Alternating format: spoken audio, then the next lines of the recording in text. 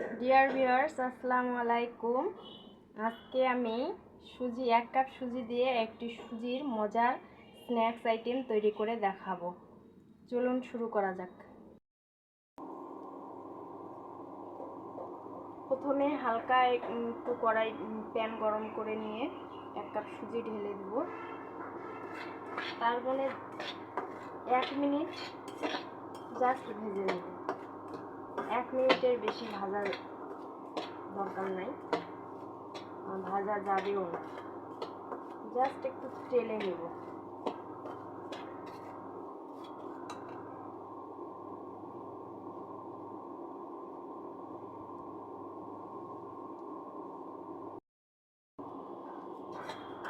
এরপরে আমি কিছু গরম মশলা অ্যাড করলাম, দালচিনি, এলাচ, ছোট এলাচ আর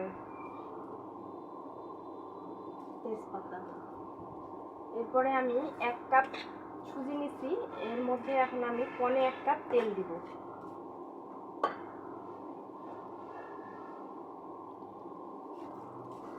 এখন এটা আমি জাস্ট 1 থেকে 2 মিনিট ভাজবো। ভেজে পানি দিয়ে দিব।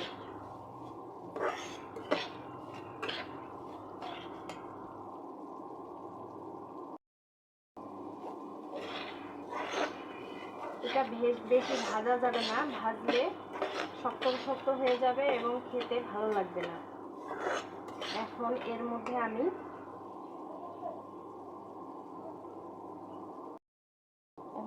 আমি দুই টেবিল চামচ চিনি দিয়ে দেব। চিনিটা আপনাদের পছন্দ মতো, যে যতটুকু চিনি খাবেন।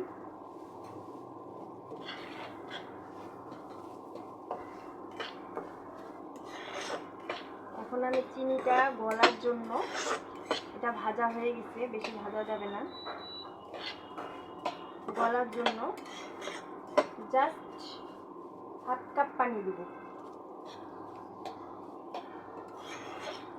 যদি এটা মোলায়েম না হয়, পরে আরেকটু পানি অ্যাড করে নিতে পারেন আপনারা।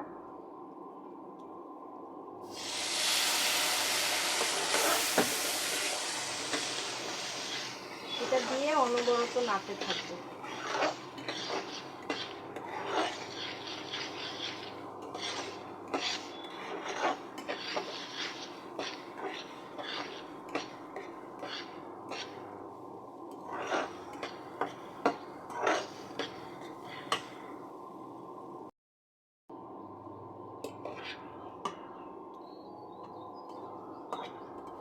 এটা আমরা এখন অনবরত নাড়তে থাকবো। নাড়তে নাড়তে যখন তেল বের হয়ে আসবে, তখন বোঝা যাবে যে এটা আমার হয়ে গেছে। আর এই রেসিপিটা করতে বেশি সময় লাগে না, 5 থেকে 7-8 মিনিটের মধ্যেই এটা রান্না হয়ে যায়।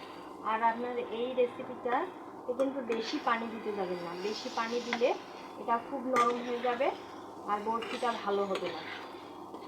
এই জন্য হালকা একটু প্রথমে পানি দিয়ে নিয়ে দেখবেন, তারপরে চিনিটা গলার জন্য, তারপরে লাগলে আর একটু পানি দেবেন।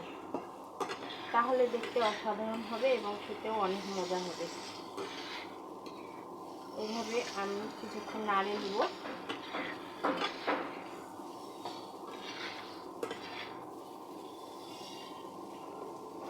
বেশি হিটে করতে যাবেন না, একটু কমাই নেবেন হিটটা।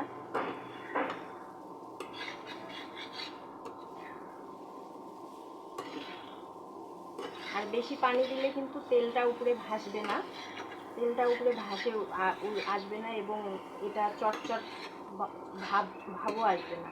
এই জন্য সুন্দর করে আগে তেল দিয়ে হালকা অল্প পানি দিয়ে এটা রান্না করে নিতে হবে।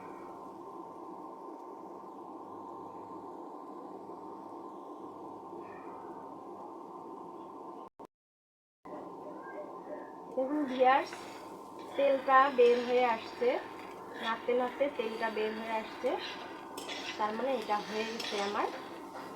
এটা এখন আমি নামে আপনাদেরকে সার্ভিং ডিশে নিয়ে দেখাবো। দেখুন দর্শক, আমি এটা ডিজাইন করে নিচ্ছি, এখন আমি সার্ভিং ডিশে বাড়বো। দেখুন দর্শক, আমার হয়ে গেল মজার হালুয়া, সুজির হালুয়া। বাসায় অবশ্যই ট্রাই করবেন, কেমন হলো জানাবেন। খুবই মজার একটা স্ন্যাক্স আইটেম সুজির হালুয়া, আপনারা সবাই বাসায় ট্রাই করবেন। আজকে এ পর্যন্ত, সবাই ভালো থাকেন, সুস্থ থাকেন, আল্লাহ হাফেজ।